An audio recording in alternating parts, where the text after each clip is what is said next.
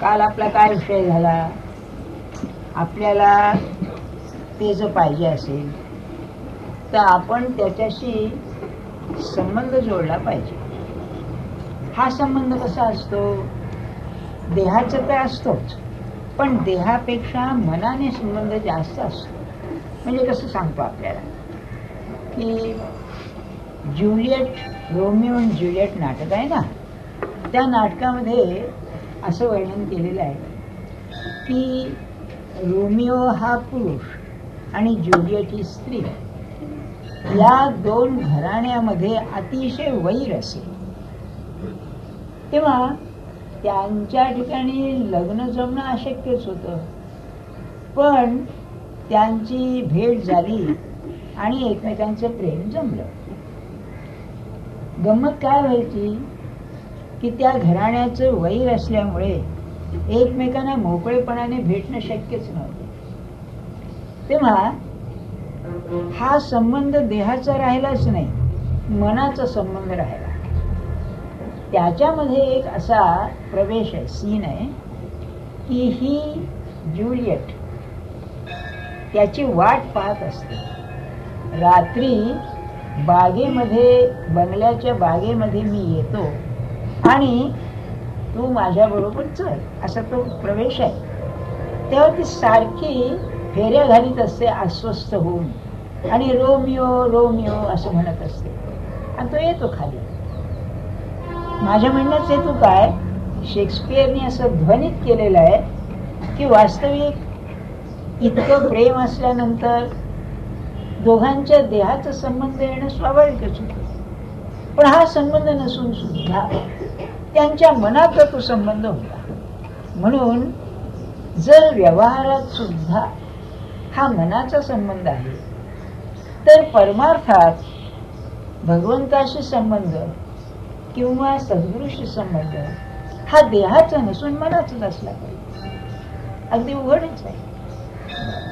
आता हा मनाचा संबंध जोडायचा म्हणजे काय करायचं, नाही का? तर आपण भक्ती हा शब्द वापरतो ना, त्यावेळेला मी आपल्याला एक सांगितलं, भक्ती भजनम. भजन म्हणजे काय? रस घेणं. रस घेणं हे भक्तीचं भजनाचं लक्षण राहिलं. पण दुसरा एक अर्थ आहे. अर्थ म्हणजे कसा? भक्ती हा शब्द भजपासून तर आहेच, भज सेवायाम. भजन म्हणजे त्याची सेवा, हा त्याचा अर्थ. त्याला आवडेल ते करणं हे भजन. पण दुसरा एक धातू आहे, दुसरा अर्थ आहे भज धातूचा. भज म्हणजे भागाकार करणं, विभाजन करतो आपण म्हणजे भागाकार. तेव्हा भागो भक्ती, भागो भक्ती म्हणजे आपलं जे आहे त्याच्यामध्ये जे माझं नाही ते भगवंताला देणे, याचं नाव भक्ती. आपल्या लक्षात आलं ना? भागो भक्ती म्हणजे समजा तुम्हाला दोन मुलं आहेत, एक राम आणि एक श्याम असं धरा तुम्ही. तर तुमची जी संपत्ती आहे त्याचं तुम्ही विभाजन करता, म्हणजे रामाचं रामाला, श्यामाचं श्यामाला, असं करता ना. तसं आपण असा विचार करावा की मी ज्या प्रपंचात आहे ते खरं माझं काय आहे, त्यामध्ये आपलं जे आहे ते देऊ नका, पण जे माझं नाही ते द्यायला काय हरकत आहे? आता माझं कोणचं? ज्याच्यावरती माझं स्वामित्व आहे ते माझं, नाही का? समजा तुम्हाला ताप आला आणि तुमची आई किंवा वडील म्हणाले किंवा डॉक्टर आला म्हणाला, ताप कोणाला आलाय? मला आलाय, माझा ताप आहे. तुझा ताप आहे ना, मग तू काढून टाक.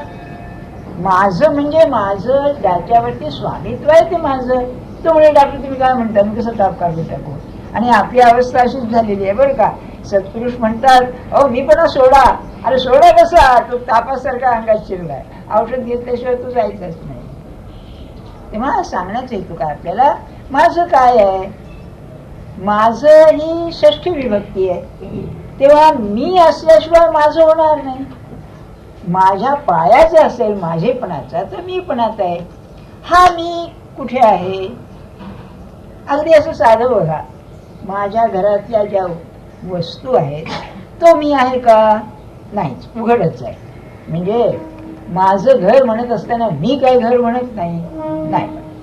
तेव्हा माझ्या घरातल्या वस्तू हे मी नव्हे, हे झालं. बरं, घरातली माणसं माझी आहेत पण मी नव्हे, उघडच दिसतंय, नाही का?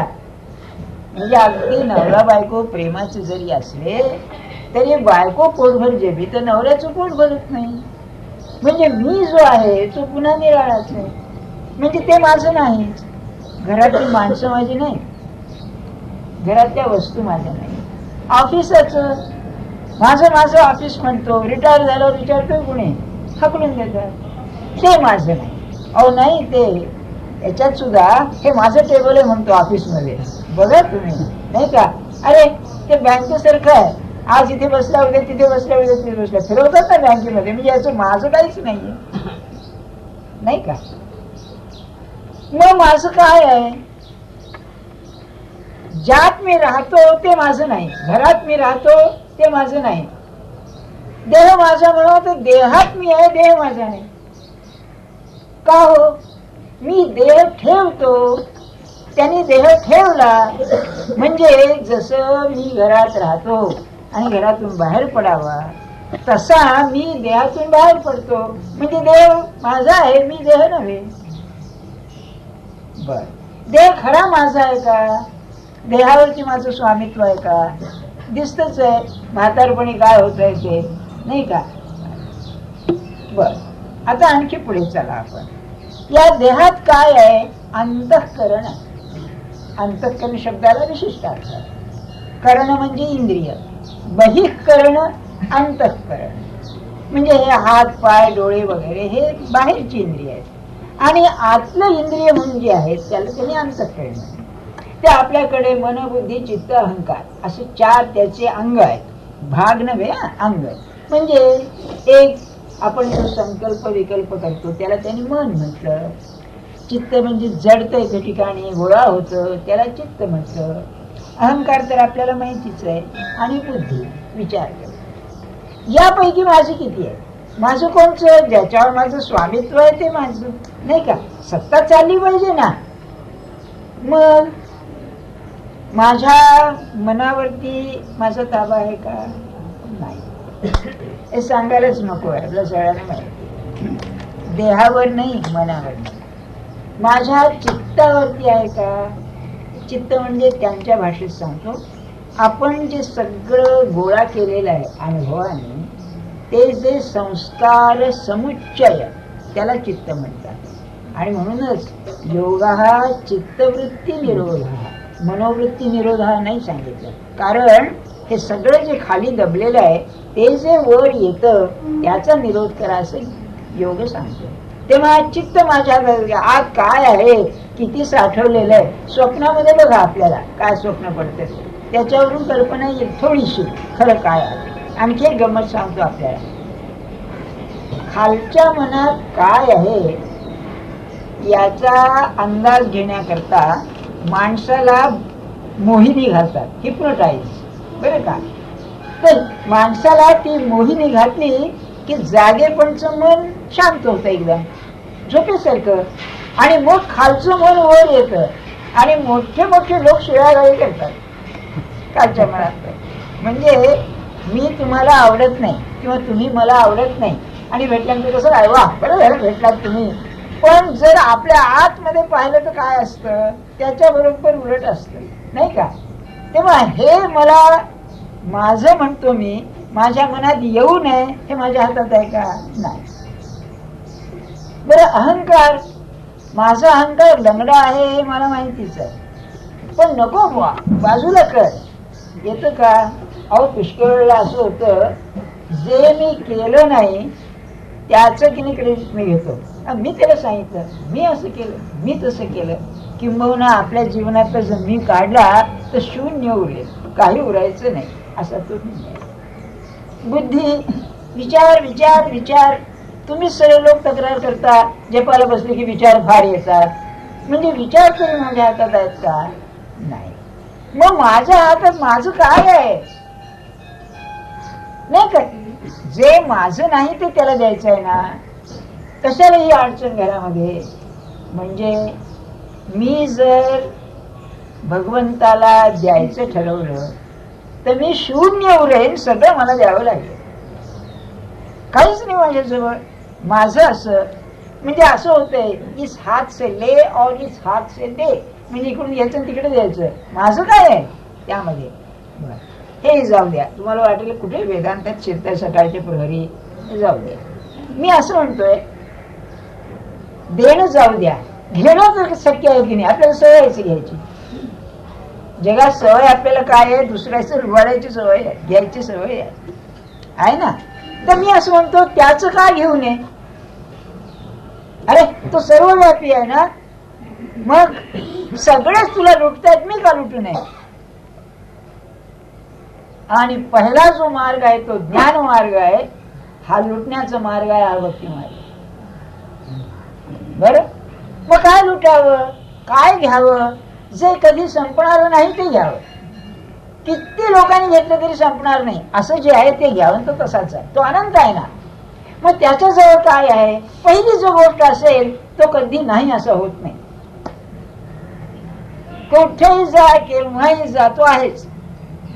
हे जर घ्यायचं असेल तर माझ्या जीवनात सकाळी उठल्यापासून संध्याकाळपर्यंत तो आहे ही जाणीव आपण ठेवावी. ही पहिली गोष्ट घ्यायची. किंबहुना त्याला घेतल्यानंतर जगात आणखी काही घ्यावंसं वाटणारच नाही. याचं प्रसिद्ध उदाहरण की तुकाराम महाराज होते. काय होते, 300 वर्षात जुनं उदाहरण, पण आज सुद्धा ते खरंच आहे. एवढा महात्मा प्रसिद्धी झाली आणि शिवाजी राजांनी रत्नाची ताटं पाठवली. त्या काळच्या पद्धतीप्रमाणे त्याला खिस्ती असं म्हणतात. खिस्ती म्हणजे ट्रे.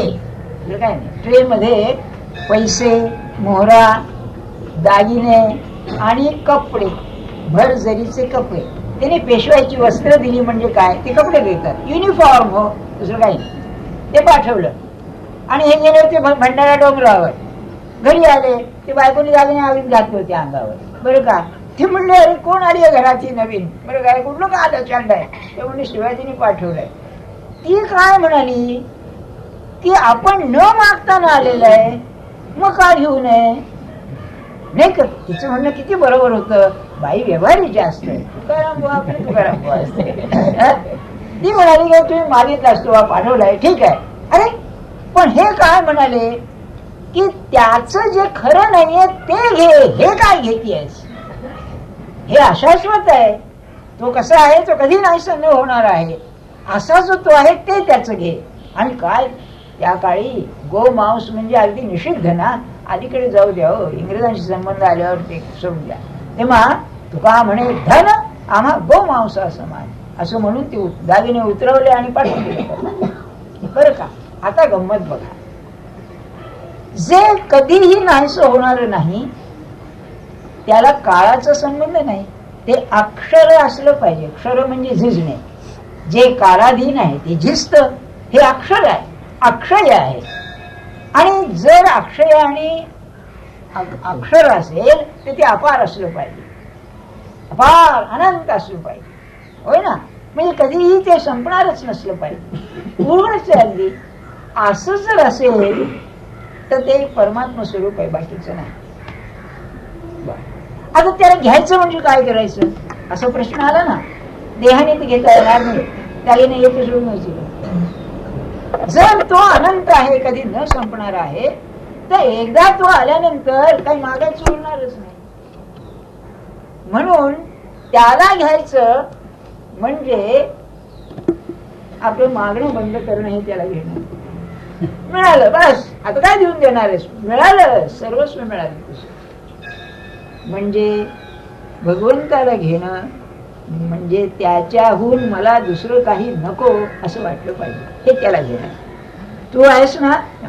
महाराज एक उदाहरण द्यायचे, काय अप्रतिम उदाहरण. महाराज म्हणाले या जळितामध्ये एका बाईचं सर्वस्व गेलं. नवरा बाहेर गावी होता म्हणून वाचला, सर्वच एका लुगड्याने तिला बाहेर काढलं. महाराजांना भेटले तेव्हा महाराज म्हणजे काय केवढा प्रसंग बाई तुमच्यावर आला, सगळं गेलं तुमचं. तर ती बाई काय म्हणाली, नाही महाराज म्हणाली तसं नाहीये. तिने आपलं मंगळसूत्र महाराज दाखवलं, आपण हजर होतो ना तेव्हा, आणि म्हणाली हे जोपर्यंत शाबूत आहे तो पण अशी घरं आली काय आणि गेली काय म्हणाली. तर ती गेल्यावर महाराज मला म्हणाले, व्यवहारातली माणसं सुद्धा किती शिकवतात ते बघा. हा असं भगवंताचं घेणं, त्याला घेतला पाहिजे. त्याला घेणं म्हणजे काय, कुणालाच प्रश्न नाही का. त्याला घेणं म्हणजे काय, मी सांगितलं मागणं बंद करायला काय नाही जमायचं आपल्याला. मागणं बिगणं बंद करा, आम्ही मागणारच, त्याला घेतलं तरी मागणारच नाही का. मग काय मागावं, की तुझा वियोग मला कधी होऊ देऊ नकोस हे त्याच्याजवळ मागावं. ज्ञानात आणि भक्तीत फरक असा आहे, तुझ्याशिवाय मला काही हवं असं वाटू नये हे ज्ञान म्हणेल, आणि भक्ती म्हणेल ते काही असे ना, ते असो नसो तू मला पाहिजे भक्ती म्हणेल. म्हणून तुझ्याशिवाय मला काही नको असं वाटणं ती भक्ती. याला काय उपाय करावा, तुझ्याशिवाय मला काही नको हे खरं आहे, पण तुझी किंमत ठरली पाहिजे. की एखादा तुम्हाला मौल्यवान हिरा दिल्यानंतर बाकीचं आलं काय केलं. जसं त्या बाईला नवऱ्याच्या पलीकडे जगात काही मूल्यवानच नाही, व्हॅल्युएशन नाही, तसं भगवंताशिवाय जगात काही घेण्यासारखी वस्तूच नाही असं वाटलं पाहिजे. अहो हे तरी कसं वाटेल, आता प्रश्न आलाच की नाही. ती मौल्यवान वस्तू आहे असं कसं वाटेल. तर मी ज्या करता धडपड करतोय सारखं, ते जर त्याच्याजवळ असेल आणि तो मला देत असेल तर मला ते पाहिजे. उदाहरण घ्या, आपल्याला टीव्ही पाहिजे. का पाहिजे, त्याच्यापासून मिळणारं जे सुख आहे त्याकरता मला टीव्ही पाहिजे. मला टीव्ही नकोय, मला ते सुख पाहिजे. मला उत्तम जेवण पाहिजे. कशाला, त्यापासून मिळणारं जे सुख आहे ते मला पाहिजे. म्हणजे मला सुख पाहिजे आहे, वस्तू नको आहे. वस्तू जेवढी तिचं प्राण जेवढा तेवढं सुख देईल तुम्हाला. वस्तू सरकाराने मर्यादित आहे पण तेवढं सुख मिळायचं.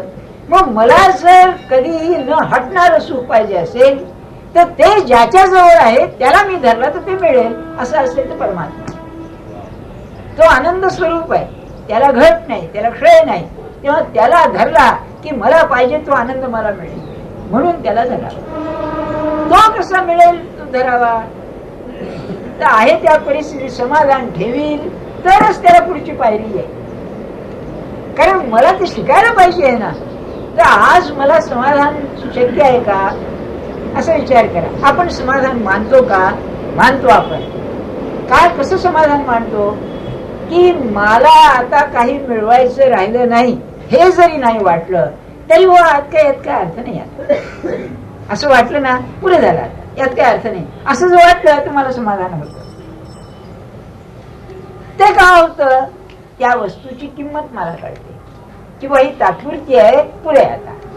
असं जगातल्या वस्तूंची किंमत जर मला कळली तर ती किंमत भगवंताच्या किमतीपेक्षा कमी आहे ही भावना होऊन ते हे तरी कुठे शिकायला मिळेल. अरे किंवा नाही का, हे तरी कुठे शिकायला मिळेल. तर ज्याने अशी किंमत केलेली आहे, ज्याच्या जीवनात ती किंमत आहे, त्याचा संगत केल्याशिवाय नाही. म्हणून ते सारखं सांगतायत बा सज्जनाची संगत करा, की तो दाखवून देतो. हे कसं सांगू का तुम्हाला. माझे एक नातेवाईक मोतीवाले होते. मोती त्यांचा धंदा असे मोत्याचा, बरं का. ते गिरगावात राहत. तेव्हा मी त्यांना म्हटलं, अहो त्यांच्याकडे पुरचुंडे असायचे बघा अशा मोत्यांच्या, म्हणजे ते बाजारातून आणायचे. ते अशा रेशमी वस्त्रामध्ये मग ते त्यांचं लहान मोठे बगडे काढायचे, चांगले वाईट वगैरे. त्याचं ते रंगण बिंगण ते बरंच असतं काहीतरी. तेव्हा तिने असं पाहिलं की एकदम सांगायचे हा खरा आहे, खोटा आहे, कल्चर आहे, आमका. अरेच्या मी बोललो बाई कसं काय आहे. तेव्हा ते काय म्हणाले की ही नजर आहे, बरं का. मी म्हटलं तर आम्हालाही नजर आहे, तुम्हालाही नजर आहे, ही नजर काय आहे नाही का. ते माझ्या विद्यार्थ्यांनी मला एक धडा शिकवला. काय झालं, MA चा विद्यार्थी पटेल म्हणून, ते एका मराठी मुलीवरती त्याचं प्रेम बसलं. विल्सन कॉलेजचं होतं, आमच्या कॉलेजचं नव्हतं. एवढी मेहरबानी त्यातल्या त्यात, बरं का. तेव्हा अहो फर्स्ट क्लास करिअरचा मुलगा आणि निमेला नापास झाला. आणि म्हणलं काय झालं काय? तर म्हणला sir I was very busy. अरे बिझी म्हणजे काय? म्हणलं काय झालं काय? तर म्हणलं I had fallen in love. बरं का, असं सांगितलं. म्हणजे तर मी काय म्हणलं, अरे प्रेम असलं तर तू परीक्षा का सोडलीस? तर मला काय म्हणलं, सर तुमचं काही प्रेम वाहनी तुम्हाला कळायचं नाही. फार बरोबर सांगितलं त्याने. तुम्ही हसू नका, ही फार बरोबर गोष्ट आहे. म्हणून सत्पुरुषाच्या जवळ राहिल्याशिवाय मोत्याची किंमत जशी करता येत आपल्याला याला करता येत नाही, साध्या माणसाला ती नजर येत नाही. कसं आहे ती नजर यायला पाहिजे. सत्पुरुषाचा सहवास करायला काय करायला पाहिजे? बरं का, नाही झालंच पुन्हा सत्पुरुषाचं तरी पहिल्यांदा सत्पुरुष ओळखला पाहिजे. सत्पुरुषाजवळ काय आहे हे माहिती पाहिजे ना. तो चमत्कार करतो, व्याख्यानं चांगली देतो, प्रवचन करतो, ग्रंथ लिहितो, किंवा लोकांवरती प्रेम करतो, अन्नदान करतो, पुष्कळ लोकांचा संग्रह करतो. सत्पुरुष हे करील, पण हे करणारा सत्पुरुष नव्हे. ध्यानात ठेवा. आपण तुकाराम महाराजांचा एक अभंग 5 ओळींचा, भस्म उधळणे नव्हती संत, नव्हते ते संत करिता कवित्व, संतांचे आप्त नव्हती संत. काय एक दिलेलं आहे. चमत्कार करील, संत चमत्कार करतात, पण चमत्कार करणारा संत नसतो. संत व्याख्यान देईल, पण व्याख्यान देणारा संत नसतो. हे सगळं आलं त्यामध्ये. मग संताजवळ काय आहे? संताजवळ भगवंताशिवाय दुसरा विचारच नाही, तो संत. मग कसं करावं? रात्रंदिवस पाहावं त्याला. सकाळी भेटावं, दुपारी भेटावं, सुखात भेटावं, दुःखात भेटावं, सगळ्यात भेटावं आणि पाहावं भगवंताचं विसरतोय का. नाही विसरला ना, तो संत असला पाहिजे. महाराजांची व्याख्या तर आणखी एक गमतीची आहे फार. काय सांगते, अनुभवाची, पुस्तकात कशी मिळणार. म्हणाले तो आपल्याला पाहिजे ते देत नाही, तरी जो हवा असं वाटतो तो संत असला पाहिजे. काय वाटत नाही का? असा भेटणं ही भाग्याची गोष्ट आहे. म्हणून दुर्लभ म्हटलं त्याने मागच्या सूत्रात. अरे दुर्लभ आहे फार, पण मग भेटतो कशाने?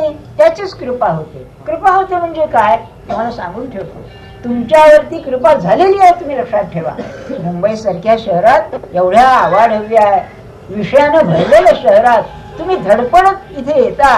इथे म्हणत नाही मी, तुम्हाला भगवंत थोडं का होईना हवासं वाटतो, हे कृपेशिवाय नाहीये. झालंय कसं, ते थोडं वाढवायला पाहिजे, ते आपण वाढत नाही. तिथे मर्म आहे सगळं, की तेवढ्यात तुम्ही तृप्त होऊ नका. वाढलं पाहिजे. आणि हेही सांगून ठेवतो, तुमच्यापेक्षा माझं वय जास्त आहे, जीवनामध्ये याच्याशिवाय समाधान नाही. तुमचा प्रपंच उत्तम असू दे, पैसा अडका असू दे, लोकात मान्यता असू दे, प्रकृती बरी असू दे, सगळं असून सुद्धा हे जर नसेल तर जीवनात समाधान नाही. अगदी भगवंताला धरून ठेवलं. मग आता या सत्पुरुषाचं हे जे आहे त्याला ओळखायचं कसा? तर जसं गाणं चांगलं झालं, याला मला गाण्याची माहिती पाहिजे, तशी आपण थोडी उपासना केल्याशिवाय तो सत्पुरुष कळायचा नाही. म्हणून हरदासाची कथा मूळ पदावर याची असेल तर आपली उपासना वाढवा, म्हणजे सत्पुरुष काय ते कळेल. आणि तो कळल्याने त्याची किंमत कळल्यावर हा सोडायचाच नाही, तो सोडित नाहीच नाही.